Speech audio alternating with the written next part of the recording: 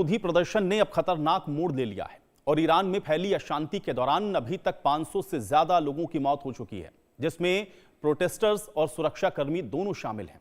10,000 से ज्यादा लोगों को डिटेन भी किया गया है।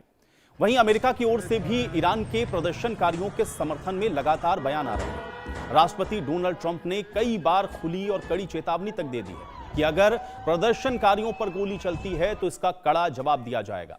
हालांकि अमेरिका की ओर से लगातार आ रही धमकियों के बीच खामनेई ने देश में चल रहे आंदोलन के पीछे अमेरिका और इजराइल की साजिश इसको बताया। इसके साथ ही पलटवार करने की धमकी भी दी है। इस बीच निर्वासित क्राउन प्रिंस रेजा पहलवी ने प्रदर्शनकारियों से सड़कों पर डटे रहने की अपील की है।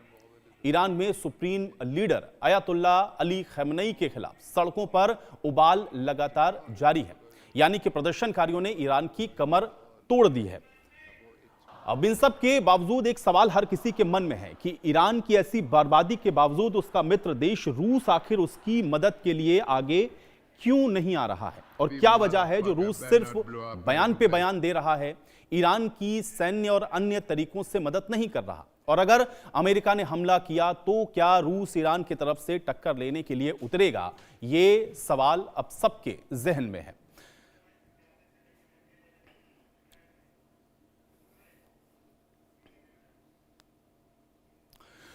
तो ईरान को क्या रूस बचाएगा, और ऐसे में ईरान को बचाने के लिए अभी तक क्या कुछ हुआ है और आंदोलन में क्या कुछ हुआ है, एक बार इसको ग्राफिक के जरिए सबसे पहले आपको बताते हैं। देखिए, 17 दिन से जारी हिंसक विरोध प्रदर्शन में अभी तक अगर आप देखेंगे तो 550 से ज्यादा लोगों की मौत हो चुकी है।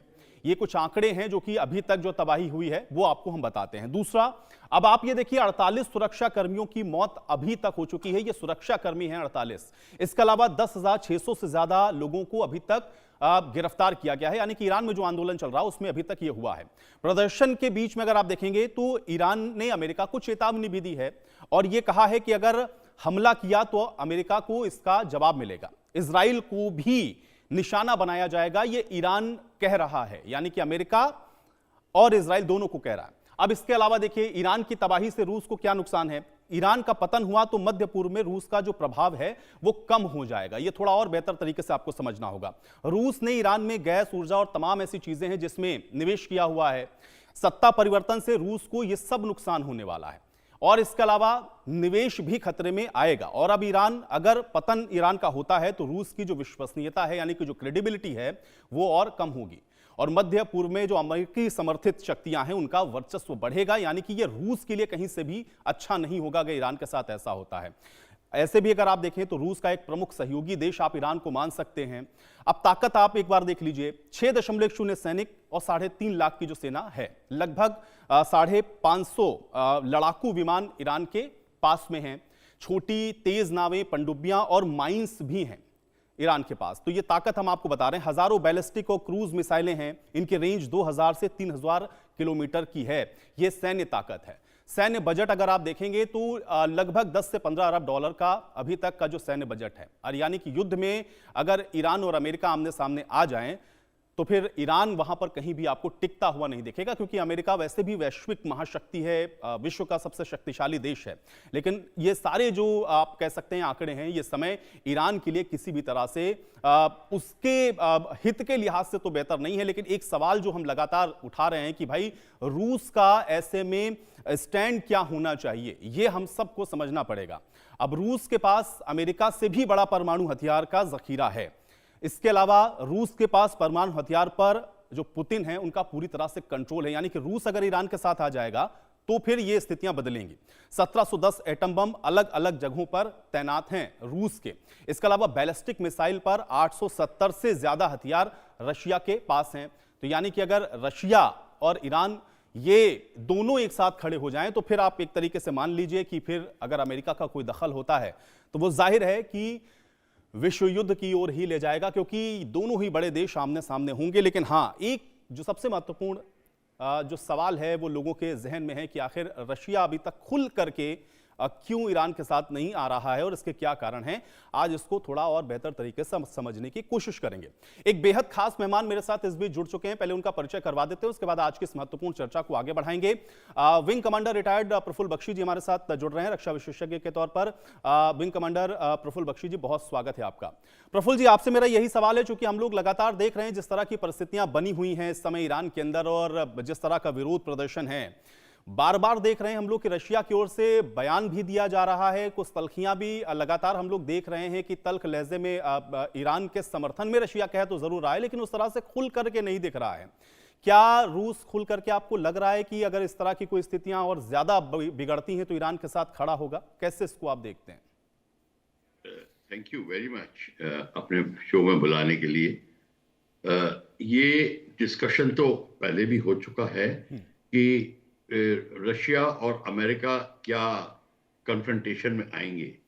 इस समय जिस तरीके के स्थिति में अमेरिका और रशिया दोनों हैं, वो पहली बात तो है अमेरिका और ईरान का कन्फ्रंटेशन हो चुका है और उनमें दो कोई खास जिससे कहते हैं कि कंपैरिजन नहीं है। अमेरिका बहुत ताकतवर देश है, पर रशिया और अमेरिका इस समय डायरेक्ट कन्फ्रंटेशन में नहीं आएंगे, क्योंकि अमेरिका इस समय अपना जो स्थिति को संभालने की कोशिश कर रहा आफ्टर वेनेजुएला एपिसोड, और रशिया अपनी स्थिति को संभाल रहा है यूक्रेन में, और दोनों एक्चुअली एक दूसरे के सपोर्टर है। वहां पे अमेरिका यूक्रेन में रशिया का सपोर्ट कर रहा है, बल्कि अमेरिका ने तो ये कहा है कि रशिया ने जो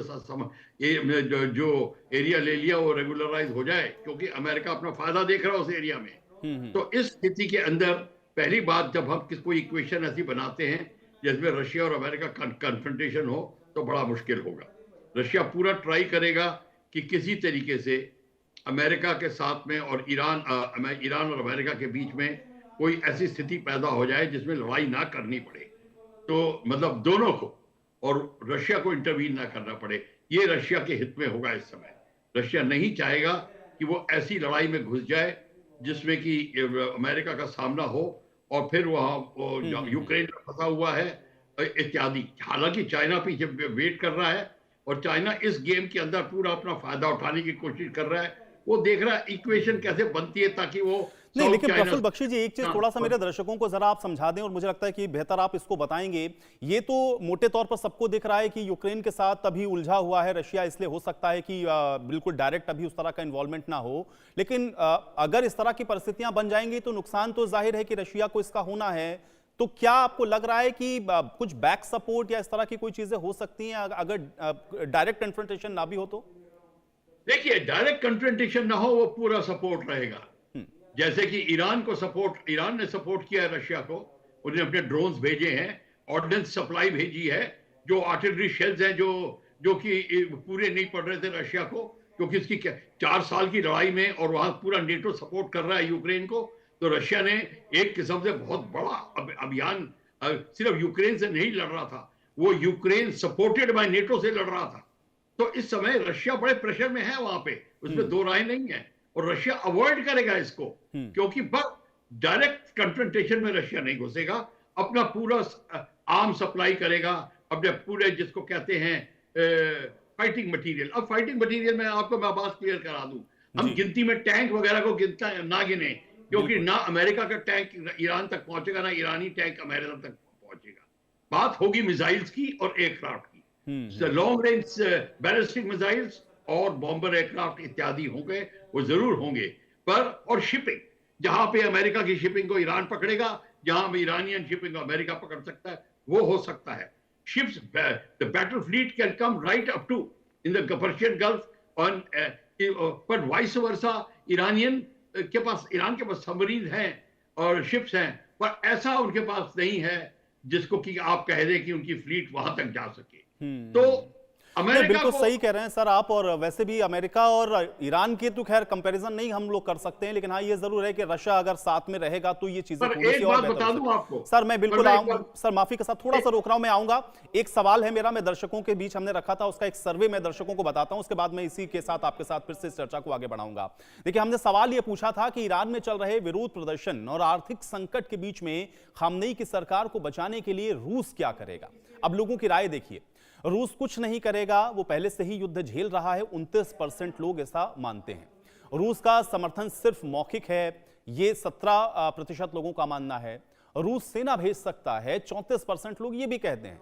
और 20% लोग ऐसे हैं जो इस पर मिली जुली प्रतिक्रिया दे रहे हैं, यानी कि वो ये कह रहे हैं कि वो इस पर कुछ भी नहीं कह सकते हैं। इसके अलावा दूसरा सवाल यह था कि क्या ईरान पर दूसरे देश का अगर हमला हुआ तो रूस सीधे हस्तक्षेप करेगा या यूक्रेन युद्ध की वजह से वो पीछे हट जाएगा। अब 48% लोग इस पर यह मानते हैं कि सीधा हस्तक्षेप पर रूस कर सकता है। 43% लोग ये भी मानते हैं कि रूस फिर पीछे हट जाएगा और 9% लोग इसमें ऐसा हैं जो ये कह रहे हैं कि हम इस पर कुछ नहीं कह सकते हैं। तीसरा सवाल क्या रखा था हमने अपने दर्शकों के बीच में, वो भी आप देखिए। सवाल ये था कि क्या चीन और रूस ईरान गठबंधन ईरान की सुरक्षा करेंगे या सिर्फ ये प्रतीकात्मक होगा। अब इस पर जवाब लोगों का देखिए क्या था। ईरान की मदद करने की कोशिश जारी है, 46% लोग मानते हैं।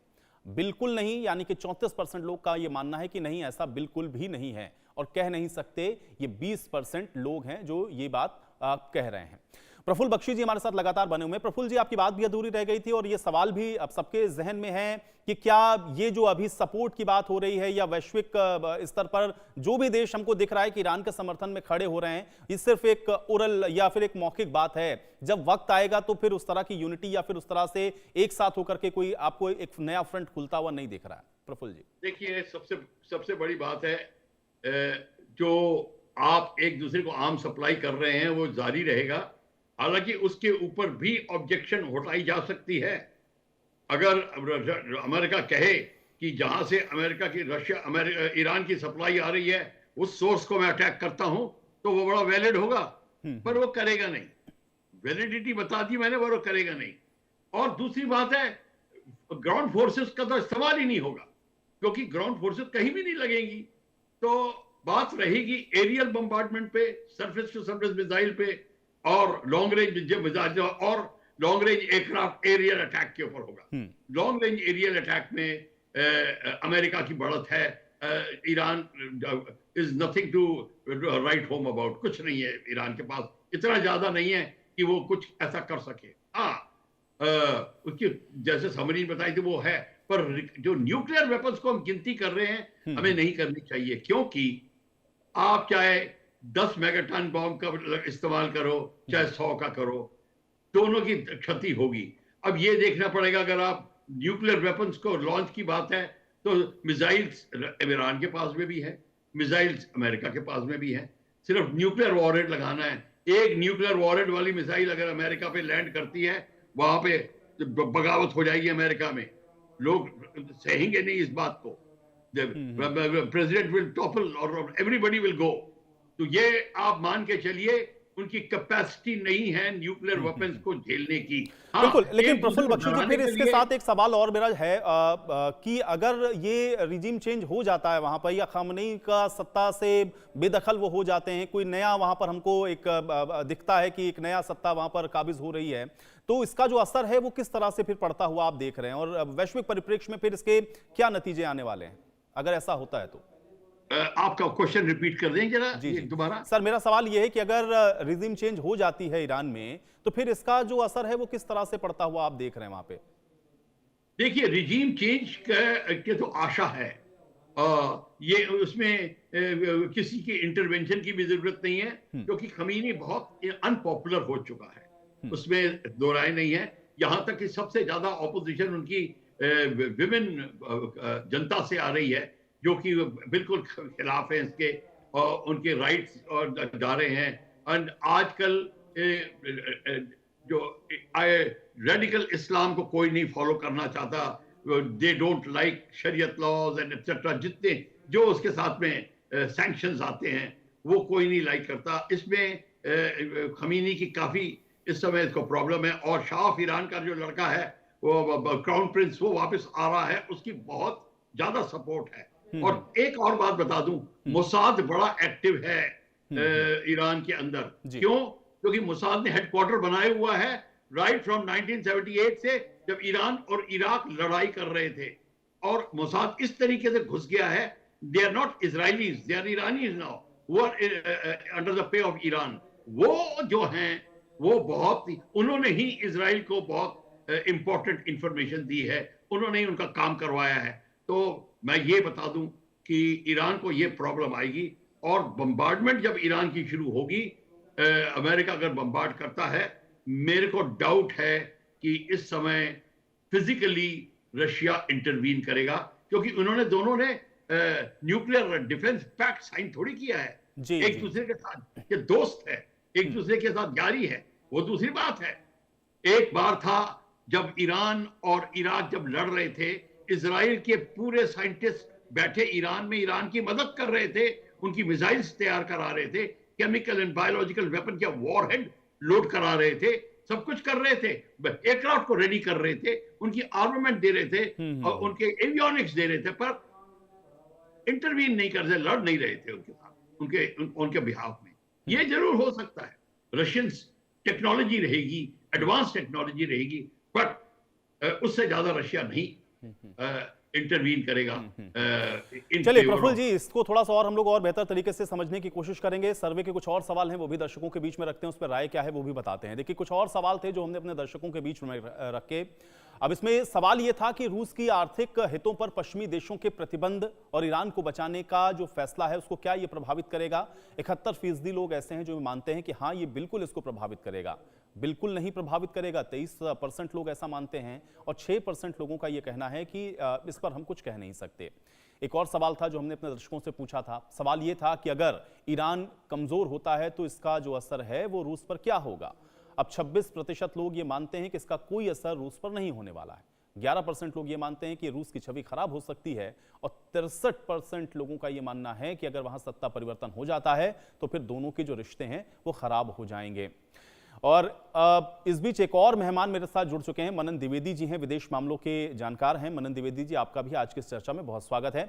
मनन जी, अब मैं आपका रुख कर रहा हूं, क्योंकि जिस तरह की स्थितियां बन रही हैं और खासतौर से ईरान और रशिया को लेकर के बहुत सारी बातें हैं, क्योंकि रशिया बार बार ये कह रहा है कि ये नहीं होगा, ऐसा नहीं करना है, हम ईरान के साथ खड़े हैं।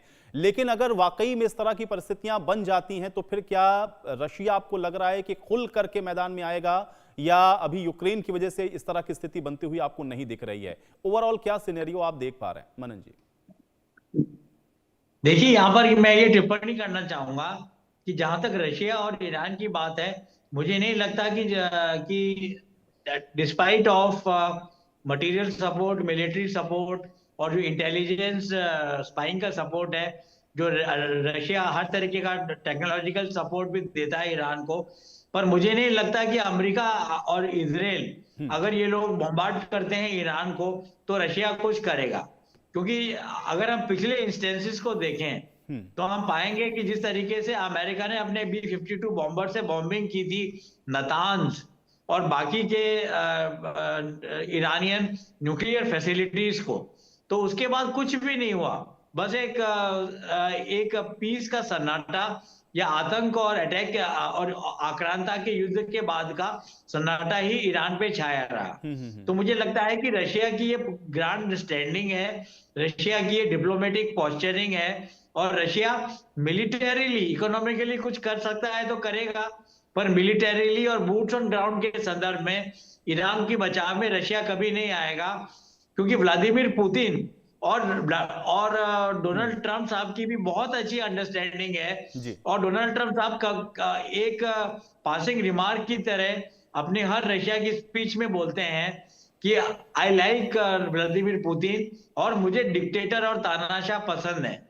तो मुझे लगता है ये अगर रिटोरिक की तरह भी देखा जाए, इस बात को अगर पॉलिसी की तरह, डायरेक्टिव की तरह भी नहीं देखा जाए, पर मुझे लगता है कोई भी राष्ट्र अगर ईरान की मदद करने आएगा, भले ही वो रशिया हो या चीन हो, तो फिर वैश्विक युद्ध की जो पॉसिबिलिटी है, जो नहीं, प्रोबेबिलिटी लेकिन है, वो मनन बढ़ जी, अगर जाएगी। ऐसा होता है, क्योंकि जैसा कि अभी प्रफुल्ल बख्शी जी भी कह रहे थे कि देखिए रिजीम चेंज होने में बहुत ज्यादा कोई वहां पर हर्डल अभी इस तरह का कोई दिख नहीं रहा है। लोग भले ही बाहर से सपोर्ट की बात जरूर कह रहे हो, इस बात तो सब सहमत हैं कि आमने सामने आकर के कोई लड़ने वाला नहीं है। अगर वहां पर यह सत्ता परिवर्तन हो जाता है तो फिर इसका जो असर है वो किस तरह से पड़ेगा, इसको आप कैसे देखते हैं फिर? देखिए, मैं देखता हूँ ईरान की जो अयतुल्ला खुमैनी है, उनके अगेंस्ट प्रोटेस्ट चल रहे हैं ईरान में पिछले कुछ दिनों से। और ईरान के अयतुल्ला खुमैनी साहब ये पब्लिकली स्टेटमेंट भी दे चुके हैं कई जगह कि अमेरिका को और वेस्ट को कि उन्होंने की को क्रिटिसाइज किया है और उसकी भर्त्सना की है अयतुल्ला खुमैनी ने।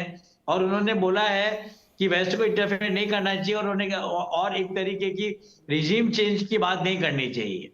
पर अगर हम देखें तो मेरे लिए ये आश्चर्यजनक है कि ईरान की रिजीम को, जो आपने शब्द इस्तेमाल किया सत्ता परिवर्तन, उसको हम इंटरनेशनल रिलेशन की जो डिक्शनरी है, जो शब्दकोश है, उसमें कहते हैं रिजीम चेंज। तो मेरा ये कहना है कि रिजीम चेंज अभी तक अमेरिका ईरान में नहीं करवा पाया, जैसा कि उसने वेनेजुएला में करवा दिया, जैसा कि सद्दाम हुसैन का तख्ता पलट दिया गया 2003 में, सीरिया में बशर अल असद का अभी पिछले 2-3 वर्षों पहले ही तख्ता पलट दिया गया। तो मैं ये कहना चाहूंगा कि रिजीम चेंज की जो नीति है वो अमेरिका की विदेश नीति और उनकी कूटनीति का एक प्रमुख घटक है। और ये अमेरिका की इंटेलिजेंस की कहीं ना कहीं कोताही है, या अमेरिका का कोलिशन नहीं बना पाने की तरफ रिफ्लेक्शन है, कि जिसके चलते इस्लामिक कट्टरपंथियों की सरकार अभी भी ईरान के अंदर काबिज है। तो मुझे लगता है अमेरिका को भी युद्ध लड़ने की बजाय सीक्रेट और सबटेरेनियन मींस के थ्रू तेहरान में फंडामेंटलिस्ट सरकार अगर है, जो कि है, उसको हटाने का प्रयास करना चाहिए, ना कि इजराइल को आगे करना चाहिए, नहीं खुद बॉम्बिंग करनी चाहिए ईरान की। मेरी ये सोच है। प्रफुल्ल जी, कुछ असर होगा इसका रशिया के ऊपर? क्योंकि अगर ये मान रहे हैं कि डायरेक्ट कन्फ्रंटेशन में नहीं आएंगे अमेरिका और रूस आमने सामने, तो रिजीम चेंज होने में भी आप लोग ये बार बार कह रहे हैं कि कोई बहुत ज्यादा हर्डल वहां पर दिखते नहीं है, लेकिन फिर इसका असर क्या होगा रशिया के परिप्रेक्ष्य में, अगर इसको हम लोग देखें तो? देखिए, रशिया और रिजीम चेंज के दो पहलू है। सबसे पहले बात यह है कि रशिया काफी ट्रेड कर रहा है अब ईरान के साथ में, और वेरियस टेक्नोलॉजीज की ट्रेड हो रही है। ईरान काफी डिपेंडेंट करता है और रशिया उस पर डिपेंड कर रहा है अभी ड्रोन्स के ऊपर खासकर, क्योंकि ड्रोन्स और ऑर्डिनेंस के जो वेपन सिस्टम्स हैं, जो कि उनकी ऑर्डिनेंस फैक्ट्री की कैपेसिटी भर गई है रशिया की, तो ईरान कर रहा है इस समय।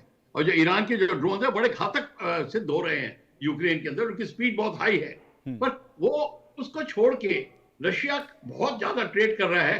अगर ऐसी रिजीम आती है जो कि रजा शाह पहलवी जैसी रिजीम थी, उसका बेटा आता है, तो अमेरिका के वो बहुत क्लोज हो जाएंगे।